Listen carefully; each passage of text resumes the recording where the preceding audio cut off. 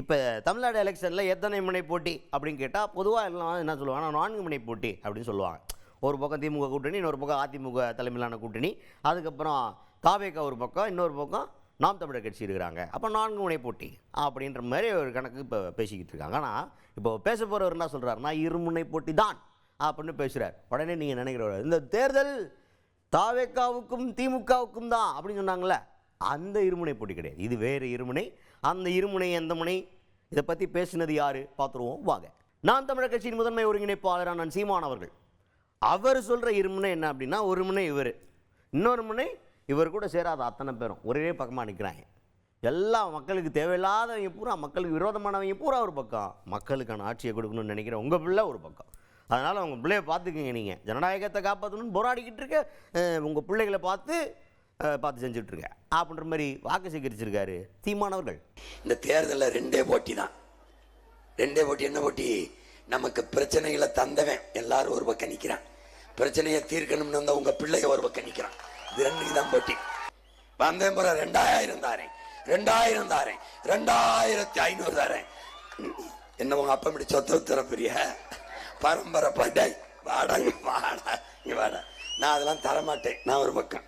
அதுக்கு அடுத்தது இப்போ என்னென்னா, இப்போ இருக்கிற தேர்தல் அறிக்கையில் இருக்க முக்கியமான அம்சங்களை பற்றி விமர்சனம் பண்ணியிருக்கார். என்ன, 8000 ரூபா கூப்பனு, வங்கி கணக்கில் 10,000 ரூபா போடுறேங்கிறது, அப்புறம் 1 கிலோ அரிசி பருப்பு, அப்புறம் 1 மூலம் கயிறு சாப்பிட்டுட்டு நீ தூக்குள்ள தொங்கி மானம் கெட்டு போய் சாவு அப்படின்ற மாதிரி ரொம்ப வன்மையாக பேசியிருக்காரு.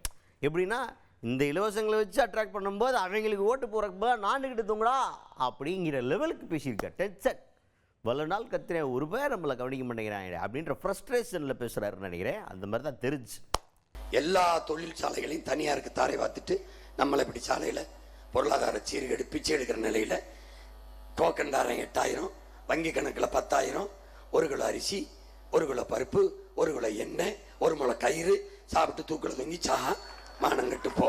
அதுக்கு அடுத்தது தம்பி விஜய் அவர்களை சிறப்பிச்சிருக்கிறார்.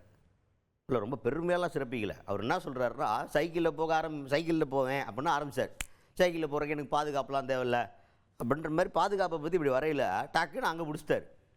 படத்தில் பார்த்தா 100 பேரை பறக்க விடுறாங்க, அப்புறம் பார்த்தா எனக்கு பயமாக இருக்குது, எனக்கு செட் பிரிவு பாதுகாப்பு கொடுக்கும் அப்படின்றாங்க. ஆனால் மக்கள்கிட்ட இருந்து நீங்கள் ஏன்டா உங்களை பாதுகாத்துக்கணும்? நல்லது பண்ணுற மாதிரி இருந்தால் மக்களை நீங்கள் பாதுகாக்க வேண்டிய தலைவர் பொறுப்பில் இருக்கீங்கடா. உங்களுக்கு எதிராக பாதுகாப்பு ஏடா, இது அநியாயமாக இருக்குடா. அதுவும் அவர் சொல்கிறார், கான்ஃபிடென்ட்டாக அங்கே வெற்றி நிச்சயம். அவர் என்ன சொல்கிறாரு, டிவிகே வெர்சஸ் டிஎம்கே அப்படின்றார். என்ன கணக்கு? டிஎம்கே 2000 ரூபா கொடுக்குது, நான் 2500 ரூபா கொடுக்குறேன். அப்போ அந்த 2500க்கும் 2000 ரூபாய்க்கு தான் போட்டி அப்படின்ற லெவலுக்கு தான் அந்த போட்டி போய்கிட்டு இருக்கு. அதைத்தான் அவர் அடிக்கடி சொல்லிகிட்டு இருக்காரு. இதனால் ஒரு அப்படின்ற மாதிரி வார்த்தைலாம் பேசினார். நம்மளுடைய பார்வையாளர்கள் இதை பார்த்து என்ன இப்படிலாம் பேசுகிறாரு அப்படின்னு முகஞ்சொலிச்சிடக்கூடாதுங்கிறதுக்காக அதை கத்திரிச்சு தூக்கிட்டான். ஏன்னா வருங்கால சந்ததியினர் இதை பார்த்து கெட்டு போயிடக்கூடாதுல்ல. ஒரு மேடையில் பேசுறதுக்கான பொறுப்பு இருக்குல்ல, அவர் பொறுப்பு இல்லாமல் பேசலாம், ஆனால் நாங்கள் பொறுப்பு இல்லாமல் அதை போட்டு காட்ட முடியாதுல்ல. அதனால் பாதியில் கட்டான மாதிரி இருக்கும். அதுக்கப்புறம் வர்றதெல்லாம் கேட்க முடியல தம்பி, அதுக்காக தான் கட் பண்ணிவிட்டோம்.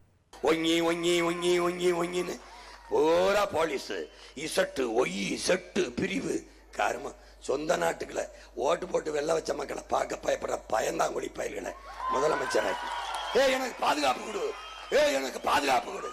டேய், நான் தலைவன் தான்டா நாட்டை மக்களையும் பாதுகாக்கணும். தலைவனை எனக்கு பயமா இருக்கு, பாதுகாப்பு. உன்னை எவன் வர சொன்ன? உன்னை யாரா வர?